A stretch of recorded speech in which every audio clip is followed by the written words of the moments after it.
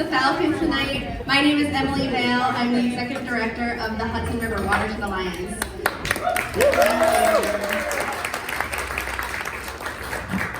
This is our WaveMaker Awards Benefit. This event is the Hudson River Watershed Alliance's annual celebration of our Watershed WaveMaker awardees, along with the work of all of our watershed partners. Thank you so much to Lara and Matt from the Gold Hope Duo for playing live music.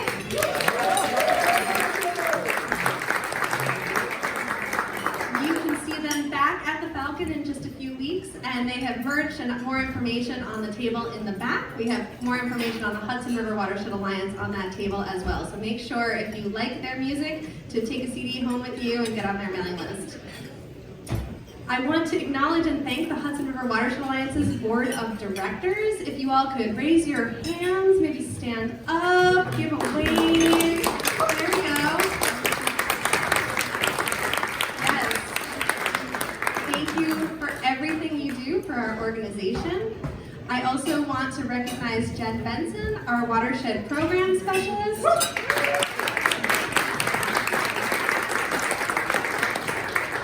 Jen started at the Hudson River Watershed Alliance just 6 months ago and has brought such a wealth of knowledge and experience to our work. So we're so grateful to have her on the team. So make sure you connect with one of our board members or Jen or myself if you'd like to learn more about the Hudson River Watershed Alliance.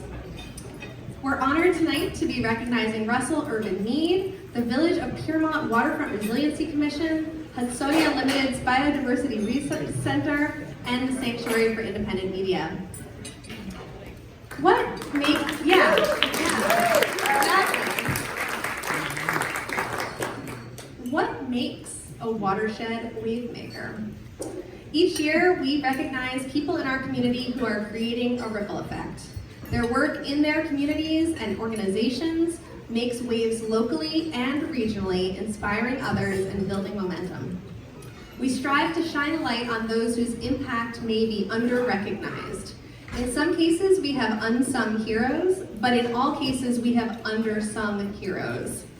We know that watershed work takes all of us to move forward. With our different award categories, we always want to honor a diversity of roles, geographies, and stories. This year, we're excited to be recognizing awardees from Piermont to Troy, representing the whole length of the tidal Hudson River estuary. Watershed work can be slow and hard. That's why it's so important to take a step back and celebrate our collective accomplishments. We hope you feel inspired and hopeful by the stories of this year's awardees, along with all of the attendees we have here tonight.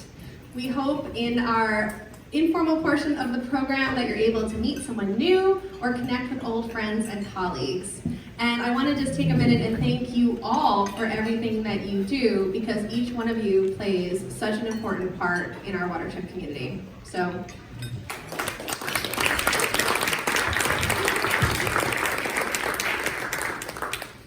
The Hudson River Watershed Alliance works to unite and empower communities to protect our shared waters. We work across the Hudson River watershed to support watershed groups, help communities work together on water issues, and communicate as a collective voice. We are so excited to be able to share with you our new strategic plan, which I meant to grab a copy of, but maybe someone in the back can wave it around, hold it up. Yeah, there we go. Thank you so much, Tracy. Yes, there it is. This new strategic plan outlines our priorities as an organization and builds off of the extensive work we did for the Watershed Needs Assessment to ensure that we are supporting our watershed partners in the most significant ways. The strategic plan is literally a map. Make sure you open it up and look at the map there. We encourage you to pick up a copy, take one home, and learn more about our goals, our values, and our vision for the future. The Watershed Needs Assessment provided the foundation for new Hudson River Watershed Alliance programming around planning. Over the past year, we began a new program to support the first steps of watershed planning, piloting this approach in the Sparkill Creek and a portion of the Roloff-Jansen-Kill watershed. We'll be sharing our lessons learned with a new guidance document, which will be coming out next year. We also heard from watershed groups that they needed planning support around organizational development, priority setting, and leadership. We're now working closely with several groups, including but not limited to the Wallkill River Watershed Alliance, the Fishkill Creek Watershed Alliance, and the Sawkill Watershed Community to support strong and sustainable organizations. Last year, our annual Watershed Conference focused on climate change impacts to water, including a session on the Flood Resilience Network. Based in part on feedback from that session, we're excited to have a brand new strategic roadmap for the Flood Resilience Network. The Hudson River Watershed Alliance is co-facilitating the network with our partners at New York Sea Grant, the Consensus Building Institute, and the Hudson River Estuary Program, affirming our role to support local governments working on flooding and climate change adaptation. It was through this network that we got to know the amazing work of the Village of Piermont, and you'll be hearing from them soon. This year, our annual Watershed Conference will focus on diversity, equity, inclusion, and justice. Save the date for October 24th at the FDR Historic Site in Hyde Park. We're really looking forward to our fall programming, which will be centered on these issues and sharing strategies to grow together.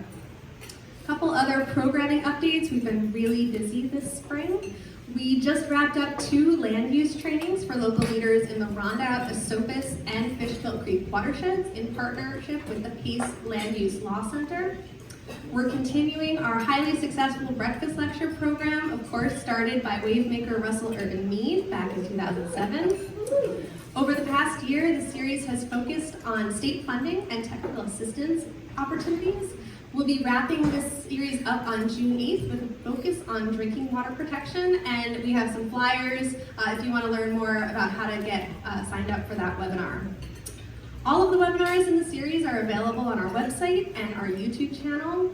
With the consolidated funding application and the Hudson River Estuary Program grants just announced, we hope that this reference library of opportunities and case studies can support our partners and help them connect to needed resources and funding.